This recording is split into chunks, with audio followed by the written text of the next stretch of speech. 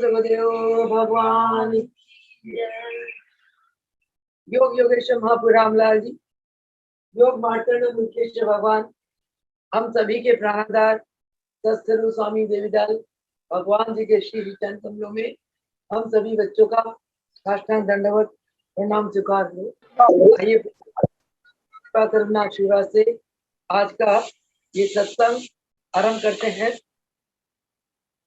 सतगुरु और भगवान दोनों में कोई भेद नहीं। गुरुदेव फरमाते हैं कि जो निराकार भगवान है, जो हमारे अंदर है, हम उन्हें देख नहीं सकते। सर्वव्यापी है, वो खटखटवासी है, अंतर्यामी है, हर कण में व्यापी।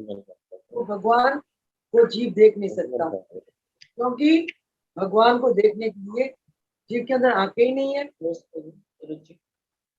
जब गुरुदेव की कृपा होती है शिष्य के ऊपर, गुरुदेव अपने कृपा से जब शिष्य को दिव्य दृष्टि प्रदान करते हैं, तब शिष्य को ईश्वर भगवान के दर्शन होते हैं। वही भगवान जो सारा संसार में व्याप्त है, सारे संसार को चला रहे हैं, संसार की सृष्टि करते हैं, पालन करते हैं, संहार करते हैं। वो ईश्वरीय शक्ति जिनको हम देख नहीं सकते, वो शक्ति हमें देखती है, हम उन्हें नहीं देख सकते। वो शक्ति का जो साकार स्वरूप है, उस साकार स्वरूप को सतगुरु भगवान कहते हैं। आपके घट में जो भगवान है, वो भगवान का जो साकार रूप है, वो सतगुरु। ये बात बिल्कुल अनुभूत महसूस करने वाली है कि जिस भगवान से हम बहुत प्रेम करते हैं, हे भगवान तू हमारे अंग संग रहे, हे भगवान हम तेरे छत्र छाया में रहें, हे भगवान हम तेरे रक्षा कवच में रहें। परंतु उस भगवान को जब तक हम साकार रूप में नहीं देख लेते हैं, तब तक मन को तसल्ली नहीं होती।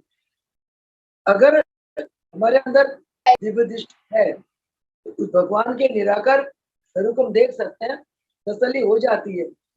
परंतु हमारे अंदर इतने पुण्यक्रम कहाँ है कि हम उस दृष्टि से भगवान के निराकार स्वरूप को देखें। हमें और आपको क्या चाहिए? उस भगवान के साकार स्वरूप को चाहिए। उस भगवान का जो जिसके हम बच्चे हैं, जिसके हम संतान है, उस भगवान का साकार स्वरूप कौन है? सतगुरु भगवान। तो इसका मतलब क्या हुआ? अगर निराकार भगवान हमारे अंदर है, तो भगवान का साकार रूप भी हमारे बीच में खड़े हैं। वो हमसे दूर नहीं है, ना हम उनसे दूर हैं, ना वो हमसे दूर है। इस बात को जब आप महसूस करोगे, तो आपके अंदर भगवान के प्रति एक बहुत अपनापन आएगा। जैसे आप अपनी वस्तु से कितना प्रेम करते हो, अपने देह से प्रेम करते हो, अपनी इस्तेमाल की चीजों से प्रेम करते हो, तो जब आप भगवान के साथ आपके अंदर एक अपनापन आएगा, तो आपके हृदय में उनके प्रति बहुत प्रेम आएगा और आपको ये लगेगा कि जैसे वही मेरे अपने हैं, उन जैसा अपना कोई भी नहीं है। जैसे भजन में मीनू गा रही थी, प्रभु प्रेम से भरा हुआ वो भजन था। जैसे निशा भी गा रही थी, वो भी एक अपनापन का भजन था। जब हमारे अंदर भगवान के प्रति अपनापन आता है, तब हमारे हृदय में प्रेम उभरता है। इस प्रेम को ही भक्ति कहा गया। ये ईश्वरीय प्रेम जो आत्मा से निकलता है और आत्मा के प्रति आकर्षित होती है। जिस प्रेम में, जिस बंधन से आत्मा से मिल जाती है, उस प्रेम को भक्ति कहते हैं। ये भक्ति कब जागती है? जब हम एक शुद्ध भावना के साथ, अथाह विश्वास, निष्ठा और प्रेम के साथ भगवान के प्रति एक अपनापन की भाव रखते हैं। तो इस अपनापन की भाव रखने के लिए हर पल ये सोचना कि मेरे परमात्मा मेरे अंदर है, मैं परमात्मा का अविनाशी अंश हूँ।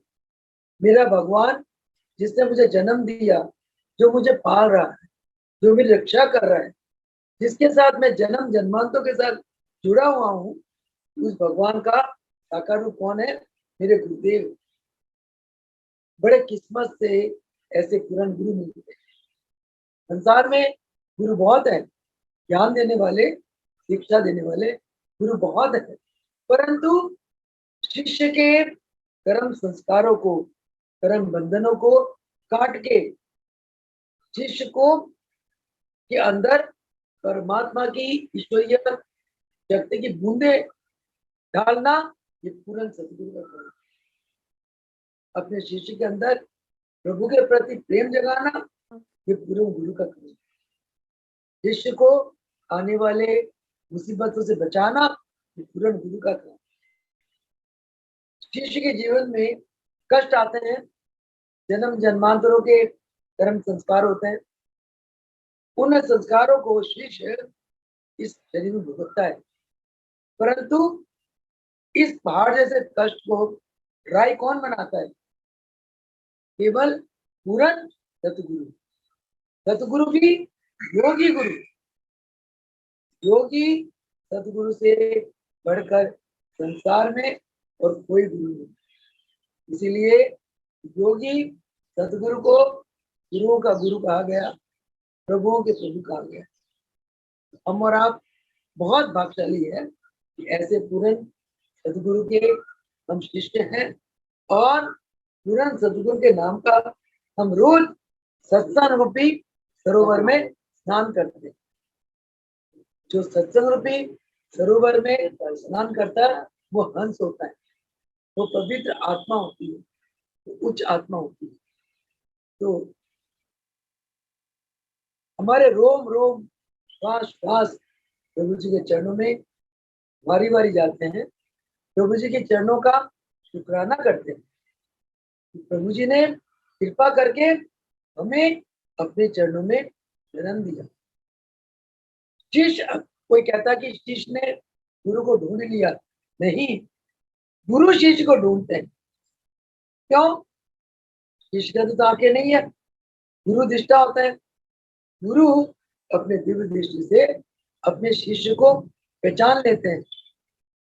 जैसे एक मेले में एक माँ अपने बच्चे को पहचान लेती है। बच्चा मेले में खो जाता है, पिता का उंगली पकड़ा हुआ था, अचानक उंगली छूट जाती है, बच्चा बिलखता रोता है। माँ देखती है, पिता देखती है, अरे हमारा बच्चा कहाँ गया? मेले में बहुत बच्चे हैं, परंतु माता पिता अपने बच्चे को पहचान लेते। उसी प्रकार संसार में बहुत आत्माएं, परंतु योगी सदगुरु अपनी प्रिय आत्माओं को खोज लेते, निकाल लेते। इसलिए हमारे गुरु बहुत महान है। गुरु की जो जीवन की लीलाएं हम रोज पाठ करते हैं, जीवन की लीलाएं पढ़ पढ़ के, सुन सुन के हमारा हंस गदगद होता है, हमारा मन, हमारे प्राण आनंद से भरपूर होते हैं। ऐसे गुरुओं का सत्संग बहुत ही कल्याणकारी है। कहते ये, हम कहते ना भी कोरोना कोरोना, ये कोरोना क्या हो गया, क्या आ गया? कोरोना कोई हुआ नहीं है, कोई कोई डेमन पावर नहीं है। कोरोना भगवान की भेजी चीज है, शक्ति है। भगवान ने इस शक्ति को संसार में क्यों भेजा? आप बताओ। आज तक हमने कभी भी नहीं सुना कि ऐसा भी कोई रोग होता है, ऐसा भी कीटाणु होता है जो बंदे को ले जाते हैं मिनटों में, सेकंडों में। ये भगवान की व्यवस्था है। जब प्रकृति में असंतुलन होता है, पाप बढ़ जाता है, सब स्वार्थ में जीते हैं। किसी को अपशब्द बोलने में, किसी को मार काट करने में, किसी की निंदा चुगली करने में, किसी की बुराई करने में, मन कर्म वचन से किसी को दुख देने में कोई कतराता ही नहीं है। कहा योगेश्वर महापुर रामलाल जी का टाइम था, तब मुकेश भगवान का टाइम था, कहा देवीदास भगवान का टाइम था। एक भगत दूसरे के लिए जान मारते थे कि जैसे ये मेरा सगा ब्लड रिलेशन से भी ये ज्यादा है। गुरु बीच में खड़े होते थे, गुरु ने प्रेम की गंगा बहा रखी थी। और सब उसमें गोते खा रहे थे, स्नान कर रहे थे, डुबकियां मार रहे थे। फिर क्या हुआ, महाराज जी के जाने के बाद धीरे धीरे कटाक्ष, एक दूसरे की निंदा, चुगली, बुराई, यही रह गया। इसीलिए हमने जीवन दिया, योगी गुरु इसलिए बनाए थे। एक भगत को महाराज जी क्या फरमाते हैं कि हम यज्ञ क्यों करते हैं? यज्ञ इसलिए करते हैं, एक तो यज्ञों में गुरुओं की महिमा गाई जाती है और हम उन महिमाओं को सुन के हमारी आत्मा प्रकाशित हो उठती है, हमारी आत्म शक्ति बढ़ती है, हमारा मनोबल बढ़ता है और गुरुओं की महिमा गाने से हमारे अंदर की शक्ति जागती है, गुरु के लिए प्रेम जागता है। जिस प्रेम को पाने के लिए देवी देवता अर्शों से आकर योगी गुरु के शिष्य बनने के लिए तरसते हैं, ये मेरे गुरुदेव ने बताया। और जिस आनंद को पाने के लिए प्रभु जी ने इन यज्ञों का आयोजन करा, इसके अतिरिक्त इन यज्ञों का इसलिए आयोजन किया कि प्रभु जी फरमाते हैं, मेरे गुरुदेव फरमाते हैं कि मैं चाहता हूं कि यज्ञों में जहां मेरे भगत इकट्ठे हो जाए तो एक दूसरे को अपनी बीती अलौकिक लीला सुनाकर एक दूसरे को ऊपर उठाए, एक दूसरे की भक्ति को ऊंचाई में ले जाए। परंतु अब क्या होता है, यज्ञों में कौन कितनी भक्ति करता है, कौन कितने समाधि में बैठता है, कौन कितने ध्यान में बैठता है, कौन कितना भजन में बैठता है, कॉर्नर मीटिंग्स होते रहते हैं और यही रहता है, ये व्यवस्था करना है, ये ऐसे करना है, इसको ये करना है। ये क्या है? इन बातों से प्रभु जी प्रसन्न नहीं होते। रामलाल प्रभु जी का टाइम देखो, मुल्केश्वर भगवान का टाइम देखो, हमने तो टाइम नहीं देखा, परंतु गुरुदेव के मुंह से सुना है, आनंद बढ़ता था। कहते भगत प्रभु जी के दर्शन करते ही उनको समाधि लग जाती और कहते प्रभु मुल्कराज जी रामलाल प्रभु जी की मस्ती में ऐसे झूम के आते थे और सीधा जाके रामलाल प्रभु जी की गोदी में पड़ जाते। प्रभु जी खूब मुस्कुराते थे, मेरा लाल आ गया, मेरा राजा आ गया, प्यार से आलिंगन करते थे। ये वो वक्त था। महाराज के टाइम में इतना आनंद आया, कैसे 38 साल बीत गए, 28 साल 72 से लेकर 98 पता ही नहीं चला, ऐसा लग जाए 28 पल बीते हो, इतना आनंद।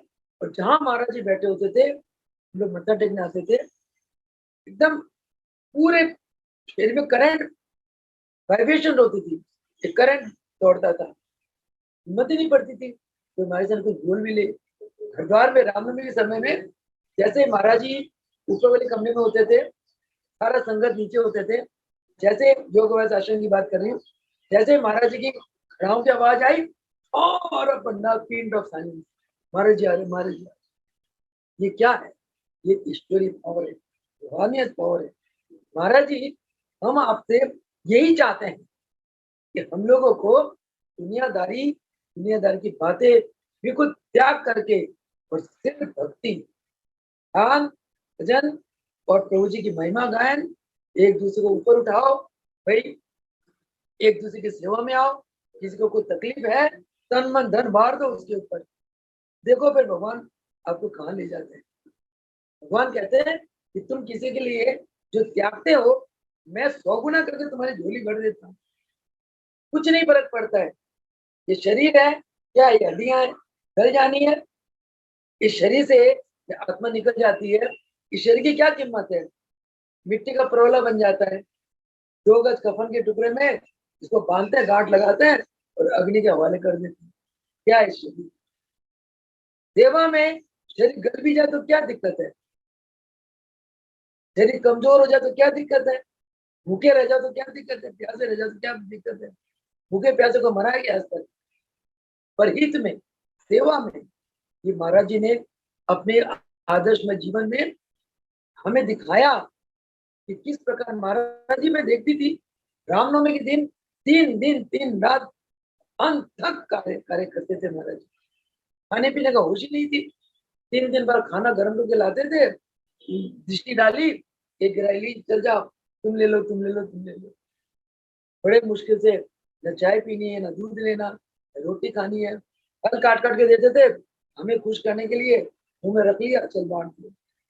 3 दिन 3 रात वो महापुरुष ऐसे रहते थे, क्योंकि उनको रामलाल प्रभु जी के जन्मदिन मनाने के लिए दिव्य लोक से अपूर्व शक्ति आती थी, और वो शक्ति हम और आपको माजी बांटते थे।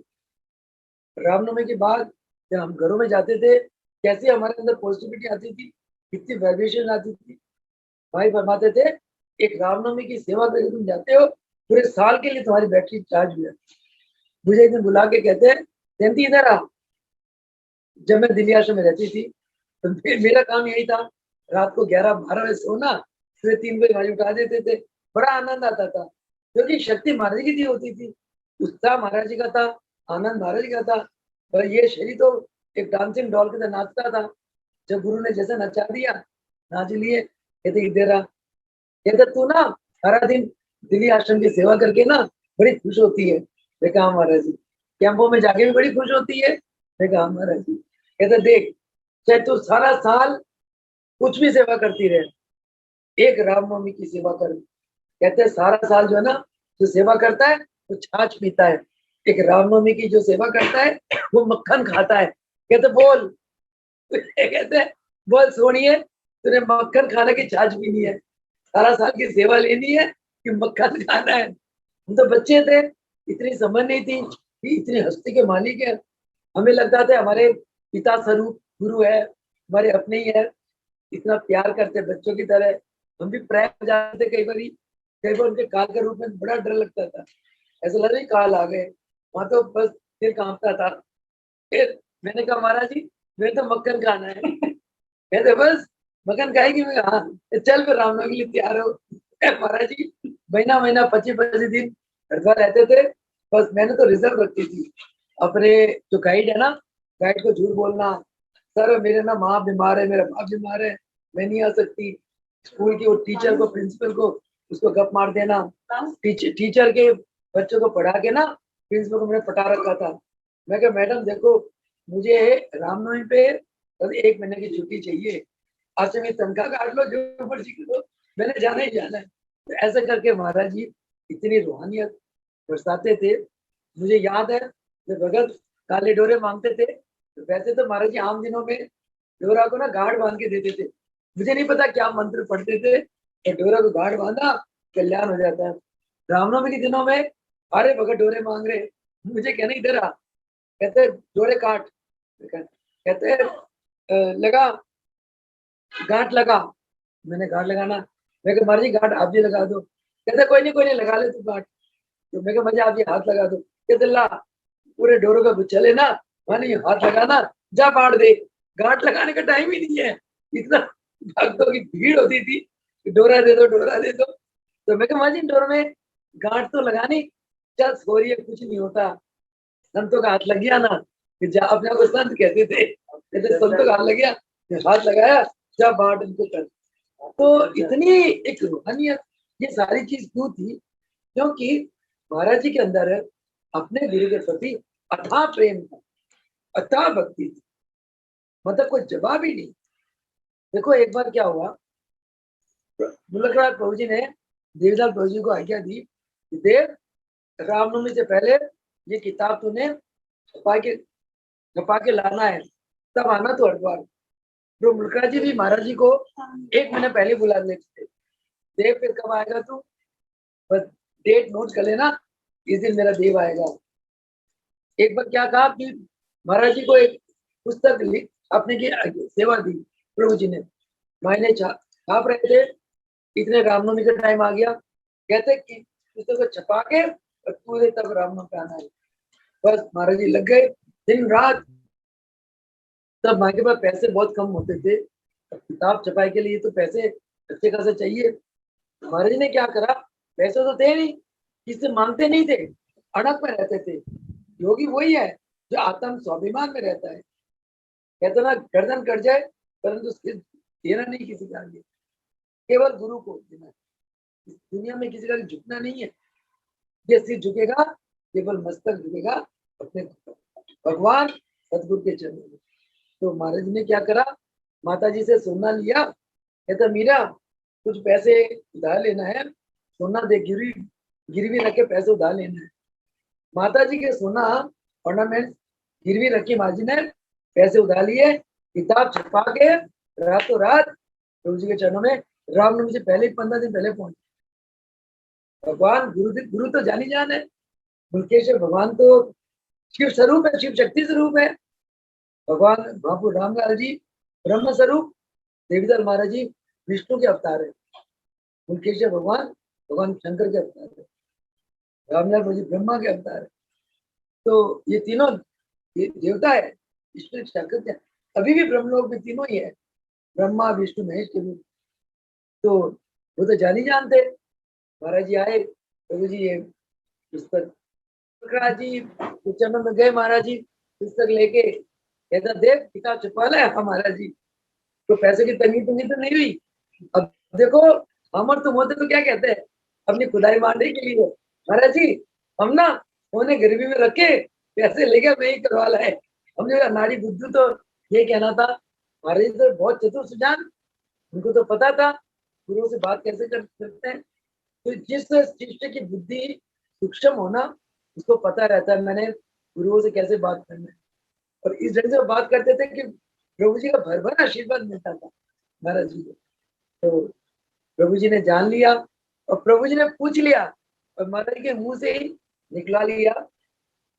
वो तो जानी जान, प्रभु जी इतना भर भर के आशीर्वाद दे, क्या बेटा तू 3 लोक में राज करेगा, 3 लोक का खजाना तेरे मुट्ठी में दे दिया। तो जिस भगवान की सेवा में उन्होंने अपनी धर्म पत्नी की सोने को गिरवी में रखकर पैसे उधार लेकर सेवा करी, कहते 3 लोग का खजाना तेरे मुट्ठी में दे दिया बेटा, तू बांटता चल, कभी खत्म नहीं। अब देखो महाराज जी ने एक आश्रम है, आज आप हिसाब लगा लो, करोड़ों रुपए के आश्रम है। महाराज जी ने ऐसे 50-60 आश्रम बना लिए, एक आश्रम अपने नाम नहीं रखा महाराज जी ने। हमारे जैसे अनाड़ियों को, पागलों को, मेरे को तो माजी बुलाते ही थे पागल, कहते पागल को इधर बुला। कभी पागल, कभी काली, कभी मोटी, ये 3 शब्द होते थे प्यार से। कहता मोटी को इधर बुला, काली को काली। एक दिन बहन जी ने कहा मारे दमयंती काली तो है नहीं, अब जी काली बुलाते सर। कहते हैं मेरे ये गुरु चेले की अपनी बात होती है, कहते मोटो को बुला, काली को बुला। तो हमारे जैसे बावलों को कि मुझे कुछ कक नहीं आता था कि योग क्या होता है, कैसे ट्रीटमेंट होता है, कैसे कराते हैं, कुछ नहीं आता था। चल तू यहाँ बैठ जा, शशि तू यहाँ बैठ जा, शारद यहाँ बैठ जा, ऐसे करके बैठा के उन्हें फकीरों के तरफ चले गए। तो ऐसे भगवान है, तो बहुत इनके स्वरूप याद कर लो और ऐसे भगवान को अपने प्राणों में रखो, इनका स्वरूप को अपने हृदय में बसा के रखो। मेरे जो प्राणों के प्राण है ना, मेरे अंदर जो प्राण है, जो भगवान है, वो भगवान का साकार रूप कौन है, मेरे गुरुदेव। भगवान को जाने या ना जाने परवाह मत करो, गुरु को जान लिया ना, गुरु को पा लिया, गुरु को पा लिया तो समझना आपको भगवान मिल गए। एक भगत कहता है कि भगवान मुझे मुक्ति नहीं चाहिए, मुक्ति करके मैं क्या करूंगा, मुझे तो तेरे चरणों की सेवक बनना है। जब जब तू धरातल में आएगा मुझे भी साथ ले आना, तू ब्रह्मलोक में जाएगा मुझे साथ ले जाना, जब तक तू अवतार लेगा मुझे नर रूप में ले आना। मुझे मुक्ति मक्ति नहीं चाहिए, मुझे तेरे सेवक बनना है। ये अनन्य भगत कहता है। जैसे मीनू है ना, ये मीनू कभी मुक्ति नहीं मांगेगी, ये प्रभु जी सेवा मांगेगी, है ना। ऐसा हम सारे ही ऐसे हैं, हम सबको ही महाराज जी बहुत प्यारे हैं। तो आओ ऐसे हमारे प्यारे महाराज जी ने ये योग दिव्य दर्शन का अपने दादा गुरुदेव जी की जीवनी। देखो आज के जो पाठ है इसमें प्रभु जी कैसे अपने शिष्य के अवगुणों को निकालते हैं वो मैं बताती हूँ।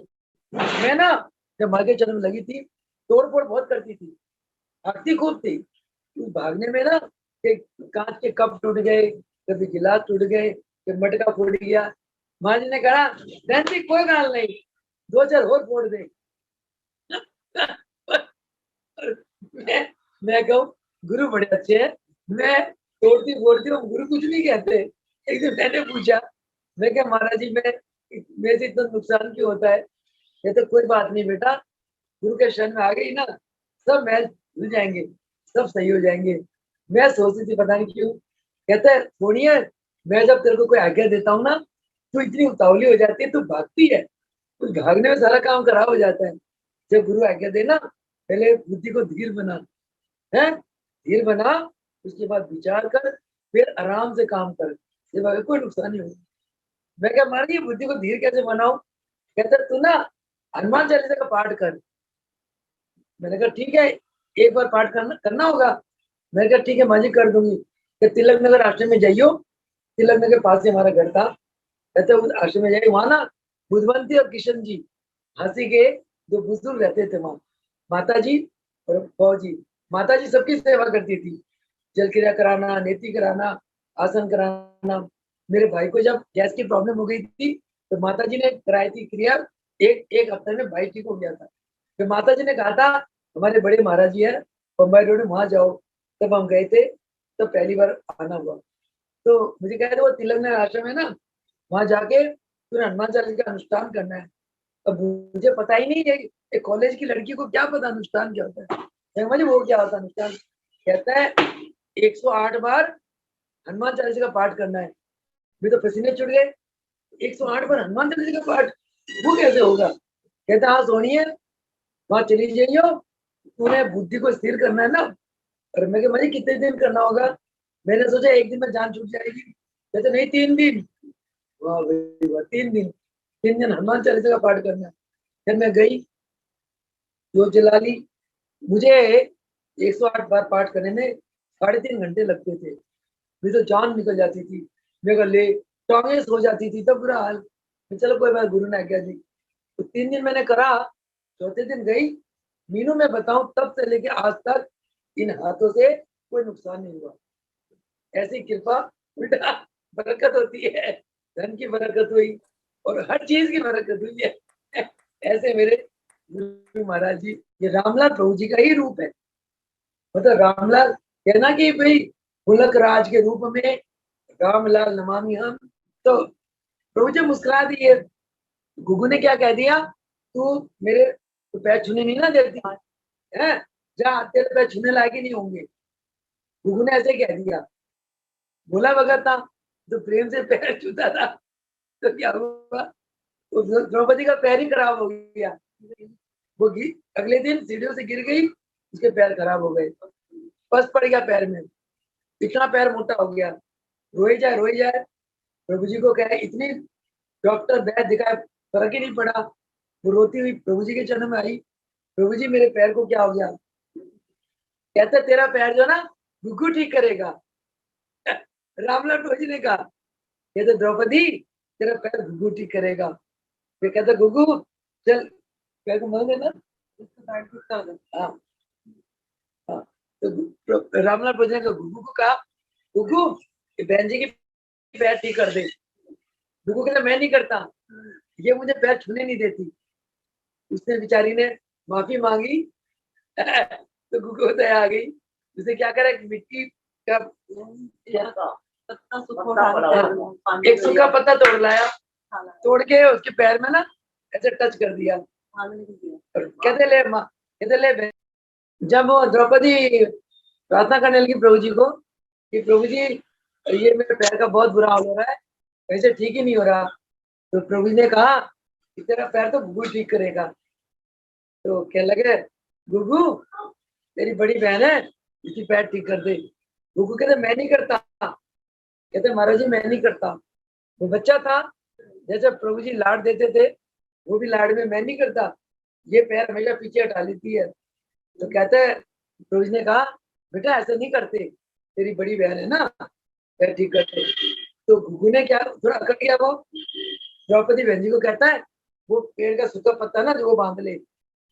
वो तो अकड़ गई कि सूखे पत्ते क्या ठीक हो जाएगा। फिर प्रभु जी ने कहा द्रौपदी ये गुड्डू मरी, ये जो कह रहा है कर ले, इसके मुंह से जो निकल रहा है कर ले तू। जब मरी बांध ले पत्ते को। फिर द्रौपदी ने जब प्रभु जी ने आज्ञा दी ना, फिर जाके उसको थोड़ा लगा मुझे लगा था छोटा सा बच्चा मैं कर रहा है तो कब पता थोड़ा हो जाता ना, बड़े छोटे का थोड़ा एक डिफरेंस मन में आ ही जाता है, ईगो क्लैश करती है बड़ों की। प्रभु जी ने कहा मरी बांधले जो ये कह रहा है, जिस कपड़ा उठाया बांध लिया, बांधते वो ठीक होती चली गई। तो ऐसे करके प्रभु जी हमारे इतने विकारों को दूर करते हैं, मैं बता नहीं सकती। एक बार मैं तिलकनगर आश्रम में महाराज जी विराजमान थे, तो मुझे मैं स्कूल से आई तो मुझे पता चला कि महाराज जी तिलकनगर आए हुए हैं। बस मैंने अपना पर्स वर्स फेंका, फटाफट मैं भागी महाराज जी दर्शनों के लिए। तो मुझे हमारे सामने नजर नहीं आए, दूर खेत में खड़े थे।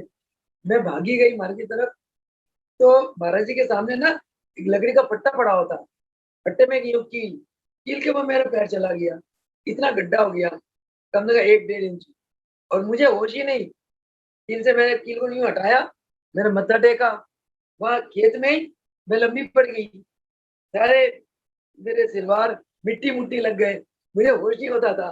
प्रणाम करा, माँ ने उठाया तो माँ ने कंधे में हाथ रखा, चल मुन्नी चल मंदिर में चलते हैं।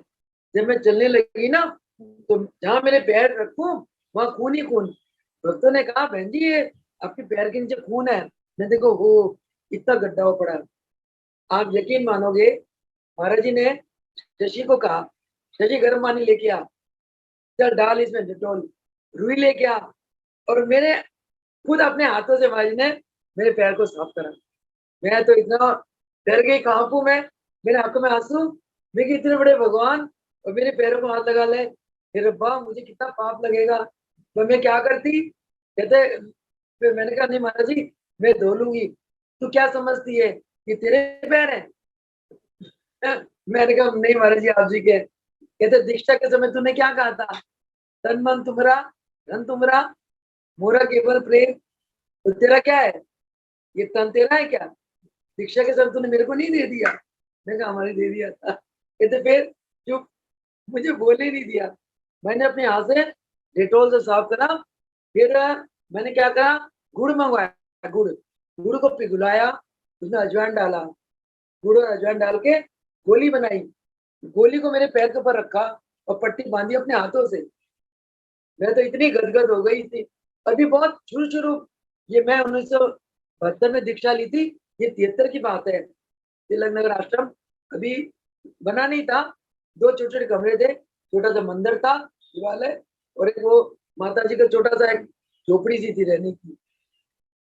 तो फिर मैं जब जाने लगी, लगड़ा लगड़ा के, कहते आज मुन्नी लगड़ी बन गई। मैं क्या महाराज जी आराम है, मुझे कोई दर्द नहीं है। कहता सुबह ऐसा करियो, तू इस पट्टी को खोलियो और खोल के ना अपने कान की मैल निकालियो। देखो गुरु के टोटके कैसे होते हैं। कहते ना कान की मैल में जहर होता है, कहते कान की मैल निकालियो, निकाल के ये जो गड्ढा है ना गड्ढा, इसको ढक दियो, गड्ढे में मैल डाल के दोबारा पट्टी बांध दियो। मीनू मैं बताऊं, पट्टी बांधने की देर थी, मैं तो दर्द ही गायब हो गई। मैं नॉर्मल चल के आई तिलंगना आश्रम में। उसी में ना यूनिवर्सिटी गई ना कॉलेज पढ़ाने गई, मैं तो माँ की सेवा में रही। तो कहने का मतलब क्या है कि रामलाल के देवीलाल के रूप में रामलाल ही है। आप, कोई कहता है कि रामलाल बड़े, मुलगराज से छोटे, देवीलाल छोटे, कोई रामलाल की ज्यादा आरती करता है, नहीं, तीनों में से एक ही नाम ले लो। रामलाल के नाम ले लो, वही मुलकराज वही देवीलाल, मुलकराज के नाम ले लो, रामलाल देवीलाल, देवीलाल प्रभु के नाम ले लो, एक ही स्वरूप है, कोई अंतर नहीं है। ऐसे कितने दृष्टांत है जो मैंने अपने जीवन में देखे हैं। तो ऐसे ही नहीं मैं पागल बन गई, दीवानी ऐसे ही नहीं बन गई। एक तो उन्होंने दीवानी बना दी, ज्यादा ही पागल बना दिया। उन्होंने मिराकल बहुत दिखाए, बहुत मिराकल दिखाए। ये सब कहने वाली बात नहीं है, आप बच्चे तो महसूस कर ही रहे हो।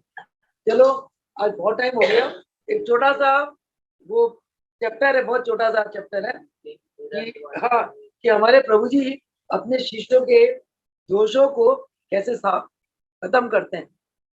तो वो चैप्टर क्या है, जसपुर के कुमार पर कृपा। प्रभु जी जसपुर आ गए ना, वहाँ जो लक्ष्मण दास बैरागी, जिसको प्रभु जी ने दीक्षा दे दी थी, जो अपनी जगह एक बैरागी साधु के रूप में पुजवा रहा था, वन तीर्थ में। तो उस बैरागी को प्रभु जी ने दीक्षा दे दी और बैरागी को ध्यान लगने लगा। उसने प्रभु जी को अपने मृग चरम आदि भेंटा करके और प्रभु जी को जसपुर पहुंचा दिया। अब आगे देखो जयराम का जीवन चापल्य कि प्रभु जी कैसे अपने शिष्यों के अवगुणों का नाश करते हैं।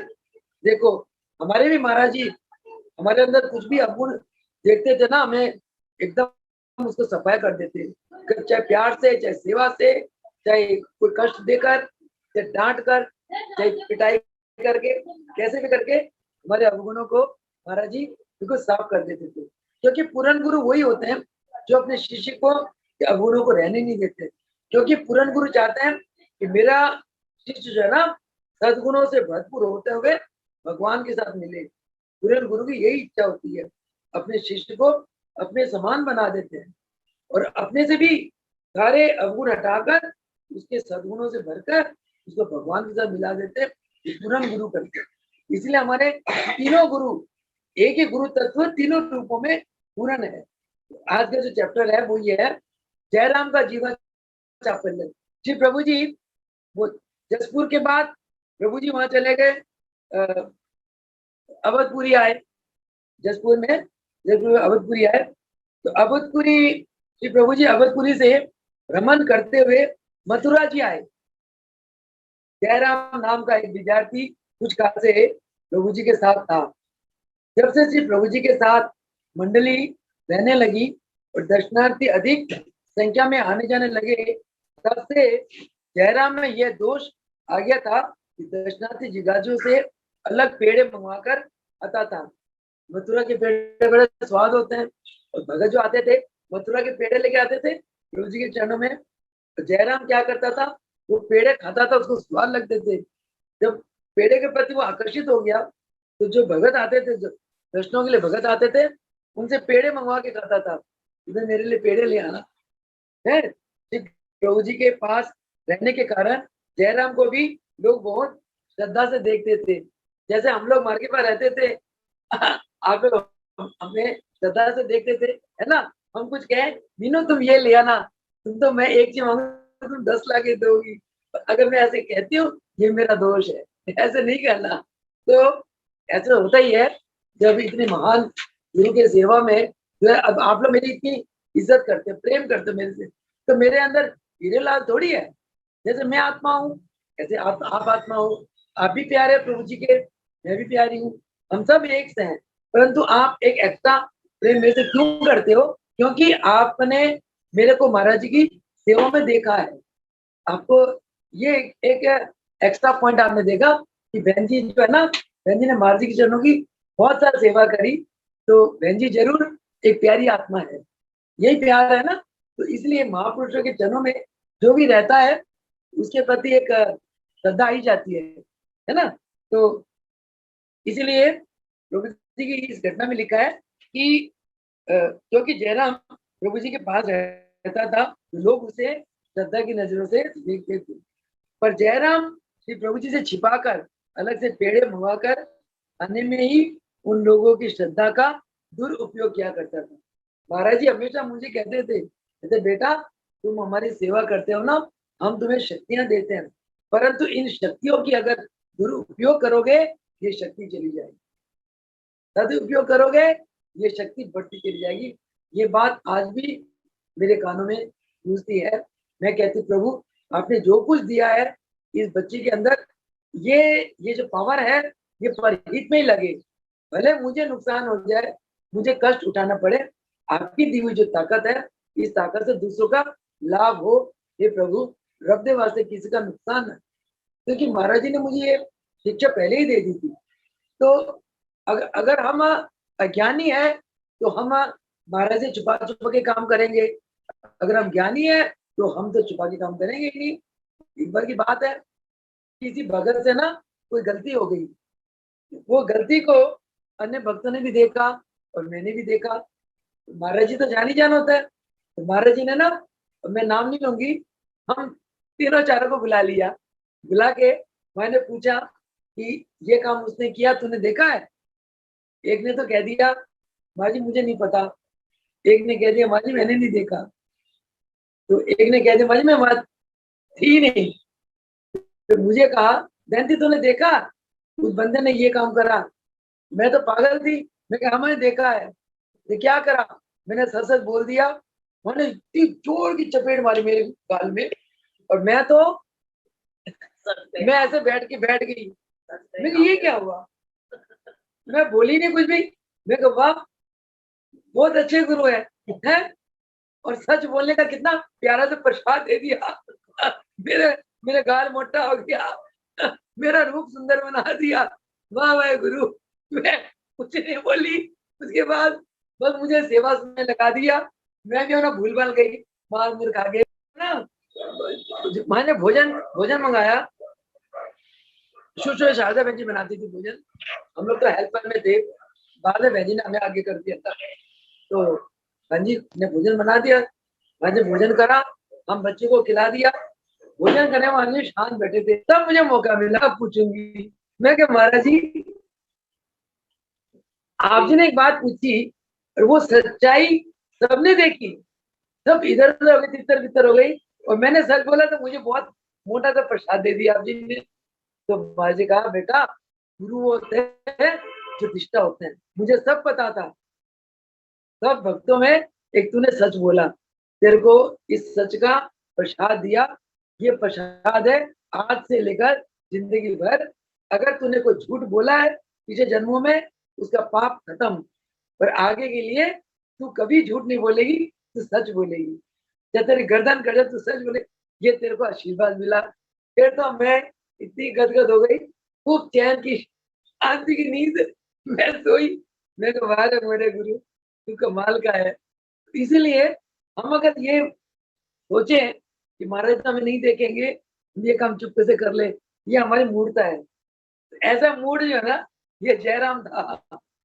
उसने क्या करा, उसने सोचा कि रामलाल प्रभु जी इतने भगवानों के भगवान, ये तो प्रभु जी को तो पता नहीं चलेगा।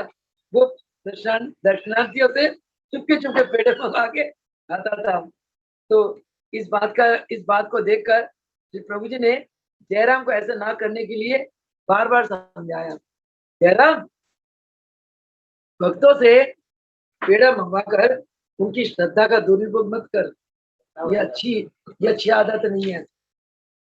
परंतु जयराम ने ये आदत नहीं छोड़ी कि गुरु एक बात के लिए मना कर रहा है, अब शिष्य नहीं मान रहा है तो गुरु क्या करेंगे?